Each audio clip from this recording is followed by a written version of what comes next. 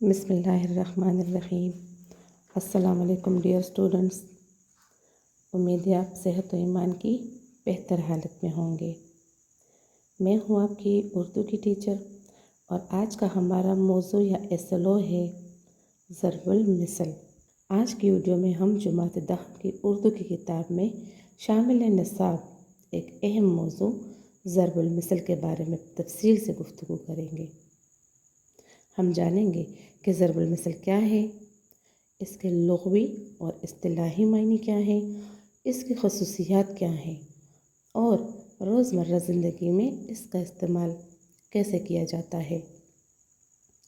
تو سب سے پہلے ہم ضرب المثل کے لغوی معنی پر بات کرتے ہیں۔ تو اس کے لغوی معنی کیا ہے؟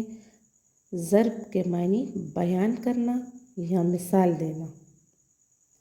ضرب المثل دو الفاظ کا مجموعہ ہے، تو لفظ ضرب جو ہے اس کے معنی ہے بیان کرنا یا مثال دینا، جبکہ مثل کے معنی نمونہ، مثال یا مشابہت کے ہیں۔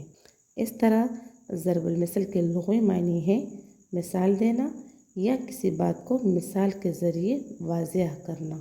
اب اصطلاحی معنی پر بات کرتے ہیں۔ اصطلاح میں ضرب المثل سے مراد ایسی مشہور اور مقبول کہاوت ہے جو کسی واقعے، تجربے یا حقیقت کی بنیاد پر وجود میں آئے اور لوگوں کی زبان پر عام ہو جائے۔ یہ مختصر الفاظ میں گہرا مفہوم بیان کرتی ہے اور کسی بات کو مختصر الفاظ میں سمجھانے کے لیے استعمال کی جاتی ہے۔ ضرب المثل زبان و ادب کا ایک قیمتی سرمایہ ہے۔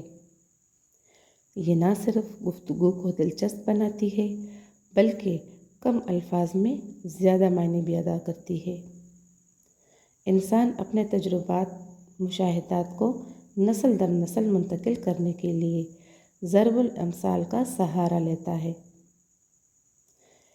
یہاں میں آپ کو ضرب المثل اور محاورے کا تھوڑا فرق بھی بتاتی چلوں۔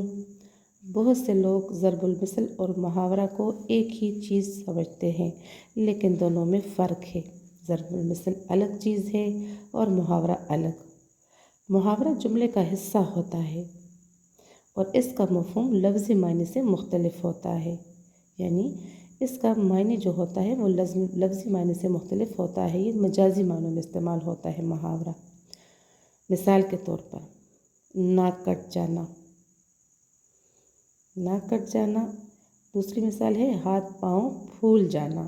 یہ محاورات ہیں، جبکہ ضرب المثل ایک مکمل جملہ ہوتا ہے اور اپنے اندر پورا مفہوم رکھتا ہے۔ تو اب میں آپ کو چند مشہور ضرب الامثال اور ان کے معنی بتاتی چلوں۔ تو پہلا ضرب المثل ہے، مثال کے طور پر اکثر ہم کہتے ہیں جیسا کرو گے ویسا بھرو گے۔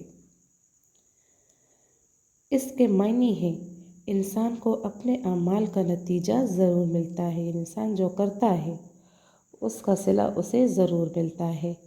اس ضرب المثل پر کئی کہانیاں بھی بنائی گئی ہیں۔ دوسری مثال ہے ایک ہاتھ سے تالی نہیں بجتی۔ تو اس کا مطلب کیا ہے؟ اس کا مطلب ہے کہ جھگڑے یا تنازع میں دونوں فریقوں کا کردار ہوتا ہے۔ تیسری مثال ہے کہ اونٹ کے منہ میں زیرہ۔ اب اس کا مطلب ہے کہ ضرورت کے مقابلے میں بہت کم چیز ہونا، یعنی ضرورت زیادہ ہو لیکن اس کے مقابلے میں چیز کم ہو، دستیاب ہو۔ چوتھی مثال ہے دودھ کا جلا چھاچھ بھی پھونک پھونک کر پیتا ہے، یعنی اس کا مطلب ہے کہ ایک بار نقصان اٹھانے والا آئندہ محتاط ہو جاتا ہے۔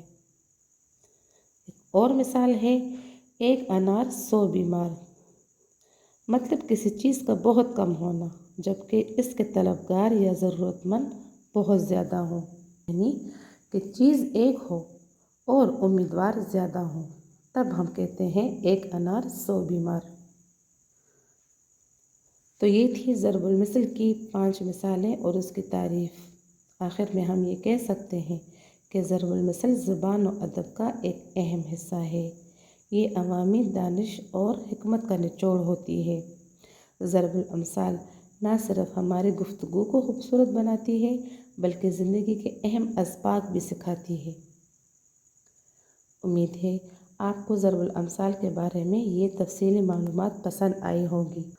اردو قواعد میں بہت سی ضرب الامثال ہیں، جیسے اونچی دکان، پھیکا پکوان، دھوبی کا کتا، گھر کا نہ گھاٹ کا، دیر آئے درست آئے، نیکی کر دریا میں ڈال، وغیرہ وغیرہ۔ تو بچے، آپ لوگوں نے اس ویڈیو کو غور سے دیکھنا اور سننا ہے اور سمجھنا ہے، اور بہت سے ایسے ضرب الامثال ہیں جو آپ کے نصاب میں شامل ہے، تو آپ نے ان کو لکھنا ہے۔ ان کے علاوہ جو میں آپ کو بتا چکی ہوں، آپ نے ان کے علاوہ 5 اور ضرب الامثال لکھنا ہے۔ تو بچے، اگلی ویڈیو کے لیے اپنا بہت سا خیال رکھیے گا۔ اللہ حافظ۔